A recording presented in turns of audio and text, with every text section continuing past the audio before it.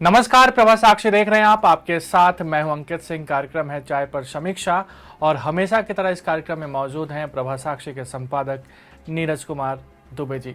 Sir, बहुत स्वागत है आपका इस कार्यक्रम में। यही कहेंगे कि ये मत पूछिए कि देश में क्या हो रहा है, बस जो हो रहा है उसका मजा लेते रहिए। जिस तरीके की राजनीतिक तकरार देखने को मिल रही है, दक्षिण से लेकर पश्चिम तक और पूरब से लेकर उत्तर तक, मतलब चारों दिशाओं में अगर देखा जाए, चाहे झारखंड हो, बिहार हो, महाराष्ट्र हो, दिल्ली हो, मतलब सर किसी राज्य में राजनीतिक जो शांति होनी चाहिए वो नहीं है। और इससे साफ जाहिर होता है कि 2024 का जो चुनाव है ना, उसकी तैयारी में सभी पार्टियां जुट चुकी हैं। लेकिन कांग्रेस और भाजपा, इन दोनों की अगर हम बात करें तो ये दोनों पार्टियां, क्योंकि मुख्य मुकाबला अब तक के हिसाब से इन्हीं दोनों पार्टियों के बीच होता दिखाई दे रहा है, कैसे आगे बढ़ रही हैं। क्योंकि कांग्रेस के अध्यक्ष का चुनाव भी होना है, हालांकि अब लगता है कि थोड़ा और आगे बढ़ गया है। तो कैसे दोनों पार्टियां आगे बढ़ रही हैं? देखिए, जैसा आपने कहा कि वो चारों दिशाओं में राजनीतिक गतिविधियां तेज दिख रही हैं, तो ये एक अच्छी बात है। भारत लोकतंत्र है और राजनीतिक गतिविधियां चलती रहनी चाहिए। जोड़ तोड़ ये सब लोकतंत्र का ही एक हिस्सा है। और ख़ासतौर पर एक मीडिया कर्मी होने के नाते हम तो कहेंगे कि 2 साल जब कोरोना के रहे, उस दौरान हमने मिस किया, क्योंकि एक राजनीतिक खबरों को करने का, कवर करने का, और दर्शक और पाठक भी उसको पढ़ने का सब आनंद लेते हैं। जैसे बिल्कुल और तो आनंद को ही मैं आगे बढ़ाते हुए अपनी बात कहूँगा। आपने कहा कि अब तक मुकाबला बीजेपी और कांग्रेस के बीच होता रहा है, तो देखिए अंततः होगा यही कि अभी अगर हम सवाल करें कि नरेंद्र मोदी के खिलाफ कौन, ये सवाल है सबसे बड़ा। लेकिन मुझे लग रहा है कि अब जो 24 के लिए, जैसा आपने कहा कि सब तरफ से गतिविधियां चल रही हैं, तो अब आएगा जो सवाल बनता है कि नरेंद्र मोदी के खिलाफ कौन कौन। जैसा अब हमने देखा कि अरविंद केजरीवाल, जो कि जिनकी पार्टी आम आदमी पार्टी जल्दी ही राष्ट्रीय पार्टी का दर्जा हासिल कर सकती है, वो एक संभावित उम्मीदवार के तौर पर देखे जा रहे हैं। और वो खुद को पेश करेंगे, साइलेंटली पेश करेंगे, क्योंकि उनकी पार्टी के, चाहे वो मनीष सिसोदिया हो, चाहे संजय सिंह हो, चाहे अन्य प्रवक्ता हो, सब यही कह रहे हैं कि 24 का चुनाव मोदी बनाम केजरीवाल होगा। और हम अगर देखें, प्रधानमंत्री नरेंद्र मोदी को देख लीजिए आप, वो जिस तरीके से एक तरफ परिवारवाद की राजनीति पर प्रहार कर रहे हैं, दूसरी तरफ मुफ्त रेवड़ी की संस्कृति पर प्रहार कर रहे हैं। तो उनको भी लगता है या तो परिवारवाद वाले दल में से कोई मेरे खिलाफ खड़ा होगा, या फिर ये जो मुफ्त रेवड़ियां बांट रहे हैं वो खड़े हो सकते हैं मेरे खिलाफ। तो वो इन दो पर इस समय ज्यादा प्रहार है उनका। भ्रष्टाचार के खिलाफ तो उनका अभियान चल ही रहा है, लेकिन परिवारवाद की राजनीति और जो रेवड़ी संस्कृति की राजनीति है, इन दोनों के खिलाफ भी वो लोगों को बता रहे हैं, समझा रहे हैं कि दोनों लोकतंत्र के लिए, भारतीय अर्थव्यवस्था के लिए, भारतीय समाज के लिए ठीक नहीं है। और अब जैसा हमने कहा कि प्रधानमंत्री नरेंद्र मोदी के खिलाफ कौन कौन, ममता बनर्जी हैं, केसीआर हैं, उद्धव ठाकरे हैं, सब अब, और नीतीश कुमार भी आ गए हैं, अब तो सब बता रहे हैं कि हम संभावित उम्मीदवार हो सकते हैं। ऐसे भी कई सारे नाम हैं जो इस बात की प्रतीक्षा में होंगे कि कब वो सही अवसर आए जब हम अपने नाम का घोषणा करें। चाहे वो शरद पवार हो सकते हैं या और भी कुछ नाम हो सकते हैं ऐसे बड़े, जो जिनके नाम पर सहमति बनाने का प्रयास किया जाए। लेकिन एक जो चीज नजर आ रही है, साफ नजर आ रही है, कि विपक्ष पूरी तरह बिखरा हुआ है। हमने राष्ट्रपति चुनाव में देखा, हमने उपराष्ट्रपति चुनाव में देखा, और जिस तरीके से लगातार आप देखिए कि जो डबल स्टैंडर्ड हैं विभिन्न पार्टियों के, अब वो चीज सामने आती है। अगर मान लीजिए कि छापेमारी होती है या पूछताछ होती है कांग्रेस के नेताओं से, तो कांग्रेस कहती है कि लोकतंत्र की हत्या हो रही है। अब विपक्ष की किसी अन्य पार्टी पर, मान लीजिए कि हम दिल्ली का उदाहरण ले लेते हैं। दिल्ली में आम आदमी पार्टी के जो कथित शराब घोटाला है, आबकारी नीति के माध्यम से जो कुछ हुआ है, जैसा कि रिपोर्टें आ रही हैं, उसके खिलाफ सीबीआई छापा पड़ा, तो कांग्रेस ने अटैक किया आम आदमी पार्टी पर। तो जो फारूक अब्दुल्ला के बेटे हैं, उमर अब्दुल्ला, उन्होंने भी सवाल उठाया कि भाई कांग्रेस के डबल स्टैंडर्ड हैं, आप विपक्ष की एकता को तोड़ रहे हैं। जहां पर आपका हित होता है वहां पर आप कहते हैं कि हमारे पर छापेमारी की जा रही है, लोकतंत्र की हत्या हो रही है, और जहां पर आपको लगता है कि यहाँ पर दूसरे दल पर छापेमारी हो रही है और हम उसका फायदा उठा सकते हैं, तो आपको वो सही लगता है। तो ये एक डबल स्टैंडर्ड है। शरद पवार ने भी ऐसा कुछ कहा है। जी जी। और खासतौर पर मैं अभी तो हम बात कर रहे हैं कि प्रधानमंत्री पद के संयुक्त उम्मीदवार की क्या सहमति बन पाएगी, ये तो आप दूर की बात छोड़ दीजिए। जो आप देखिए कि किस तरीके से चीजें आगे बढ़ रही हैं। महाराष्ट्र में मुंबई महानगर पालिका के चुनाव होने हैं। सीटों को लेकर एमवीए के बीच जो खींचतान है, उससे लग रहा है कि ये एमवीए कभी भी ताश के पत्तों की तरह ढह जाएगा, क्योंकि महापौर का पद किसका होगा, महापौर पद पर कौन बैठेगा अगर हम चुनाव जीतते हैं, इसको लेकर अभी से लड़ाई शुरू हो गई है। अभी तो चुनाव की घोषणा भी नहीं हुई, जबकि आप देखिए कि जम्मू कश्मीर में अभी कुछ पता नहीं है कि कब चुनाव होंगे विधानसभा के, लेकिन वहां पर जो गुपकार गठबंधन है वो टूटने के कगार पर पहुंच गया है, क्योंकि नेशनल कॉन्फ्रेंस ने ऐलान कर दिया है कि हम सभी विधानसभा सीटों पर अपने उम्मीदवार उतारेंगे। अब जब आप गठबंधन बनाकर बैठे हैं और चुनाव की घोषणा से पहले ही करेंगे हम सारी सीटों पर उतारेंगे, तो फिर काय का गठबंधन हुआ। तो ये चीजें साबित करती हैं कि किसी खास उद्देश्य से बनाए गए जो गठबंधन होते हैं वो ज्यादा समय तक टिक नहीं पाते। जब आपसी हितों का टकराव होता है तो वो गठबंधन भी एकदम ताश के पत्तों की तरह बिखर जाते हैं। तो यही सब कुछ होना है। लेकिन मुझे लगता है कि आम आदमी पार्टी जिस तरह स्ट्रांग हो रही है, अभी हमको देखना होगा कि गुजरात और हिमाचल के रिजल्ट क्या रहते हैं। क्या वहां पर आम आदमी पार्टी का खाता खुलता है? क्या गुजरात में कांग्रेस की जगह लेने में आम आदमी पार्टी सफल रहती है? ये एक बड़ी बात होगी। हिमाचल में क्या कांग्रेस से ज्यादा अच्छा प्रदर्शन आम आदमी पार्टी का रहता है? अगर ऐसा होगा तो हो सकता है कि और अन्य दल के नेता भी, जो क्षेत्रीय दलों के नेता हैं, वो शायद अरविंद केजरीवाल के नाम के पीछे खड़े हो जाएं। लेकिन सब कुछ देखिए, राजनीति क्या संभावनाओं का खेल है, और यहाँ पर कुछ भी पहले से भविष्यवाणी नहीं की जा सकती। अभी जो सीएम है शाम तक सीएम रहेगा नहीं रहेगा कुछ पता नहीं। तो ये बड़ा सब कुछ अंक गणित का खेल है, किसके पक्ष में कब कौन सा गणित हो जाए इसके बारे में कुछ कहा नहीं जा सकता। लेकिन अगर हम अभी के परिदृश्य पे गौर करें और अब जो पिछले हाल के कुछ वर्षों के राजनीतिक परिदृश्य पे गौर करें, तो फिलहाल बीजेपी के खिलाफ एकजुट तो नजर नहीं आ रहा है विपक्ष। आपका बयान जो था ना, अभी सीएम जो है वो रहेगा कि नहीं, वो किसी से मिल रहा था, दर्शक खुद समझ जाएंगे किससे मिल रहा था।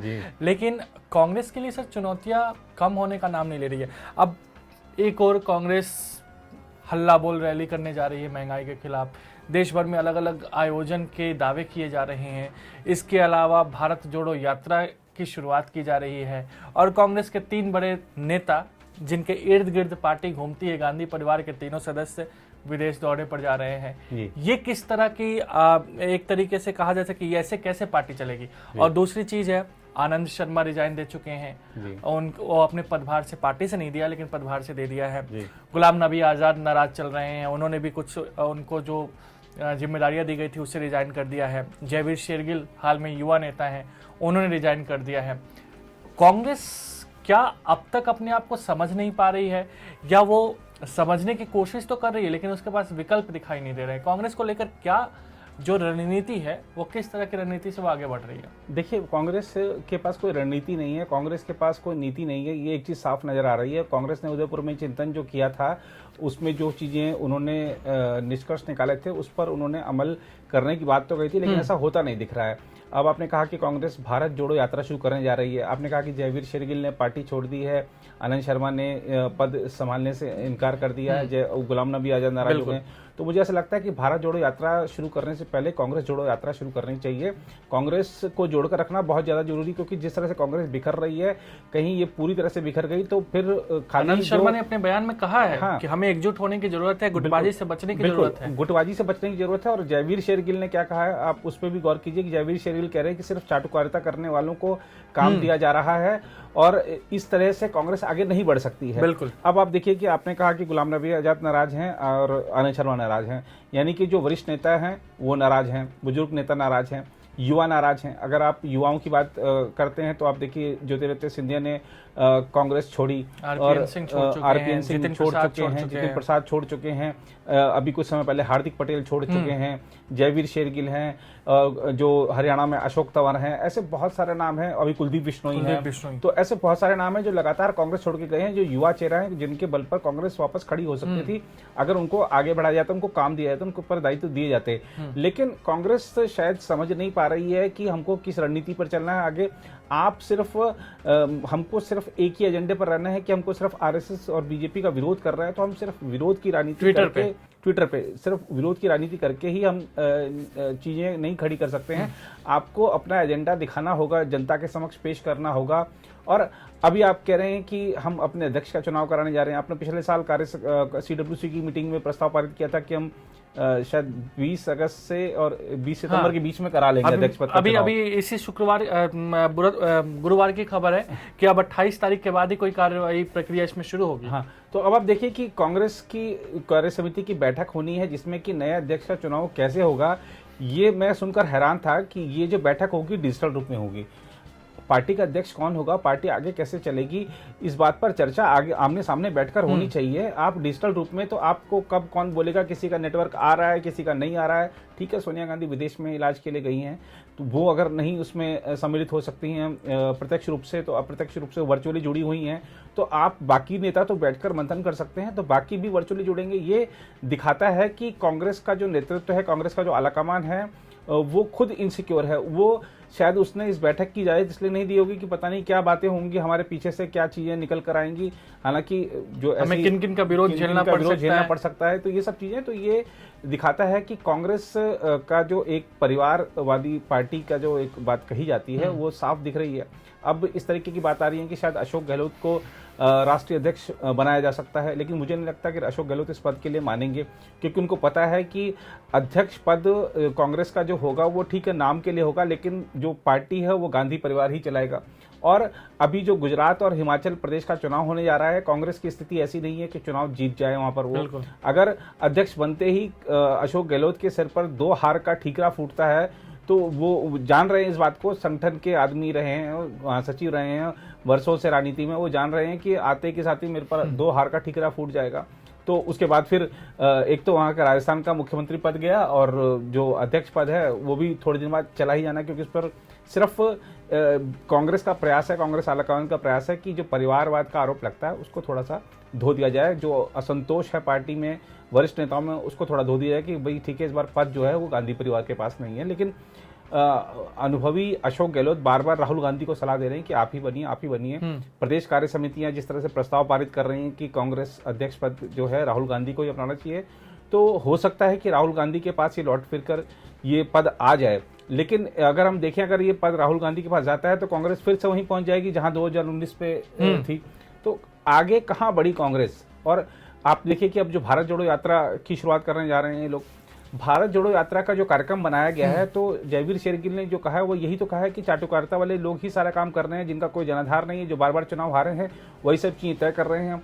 कितने जिलों में नाराजगी है आप देखिए, मीडिया की जो खबरें उठाकर देखिए उसमें दिख रहा है कि बहुत सारे जिलों से यात्रा नहीं निकाली गई है, कुछ खास जिलों से यात्रा निकाली गई है, उसमें ज़्यादा लोग जुड़ नहीं पाएंगे। तो जिन जिलों से यात्रा निकलेगी उसको लेकर खुद पार्टी संगठन में, कांग्रेस संगठन में नाराजगी है। तो ये कौन कार्यक्रम बना रहा है, सिर्फ कांग्रेस ने एक वो रख लिया है, ठीक है हम रैली करेंगे, हम वो सम्मेलन करेंगे, लेकिन इससे कुछ नहीं हो जाता। आपको बहुत कुछ सार्थक करके दिखाना पड़ेगा, तभी कुछ चीज़ें आगे बढ़ेंगी। अब वही तो है कि सार्थक कांग्रेस कितना करती है। जिस पेगासस के मुद्दे पर पूरा का पूरा संसद सत्र धुल गया था जी, उस पेगासस पर सुप्रीम कोर्ट के जज ने क्या कहा है इसको जरूर सुनना चाहिए। खैर, भारत पाकिस्तान का मैच है 28 तारीख को, तो आज के चाय पर समीक्षा में इतना ही रखते हैं। कल का आपको इंतजार होगा, तो कल मैच देखिएगा, आनंद लीजिएगा। फिलहाल हमें यानी अंकित सिंह और प्रभा साक्षी के संपादक नीरज कुमार दुबे को दीजिए इजाजत। नमस्कार। अगर आप भी लेना चाहते हैं देश दुनिया की तमाम जानकारी, तो आज ही सब्सक्राइब करें हमारे चैनल को। साथ ही नीचे दिए बेल आइकन को जरूर दबाएं ताकि हर अपडेट आप तक पहुंच सके।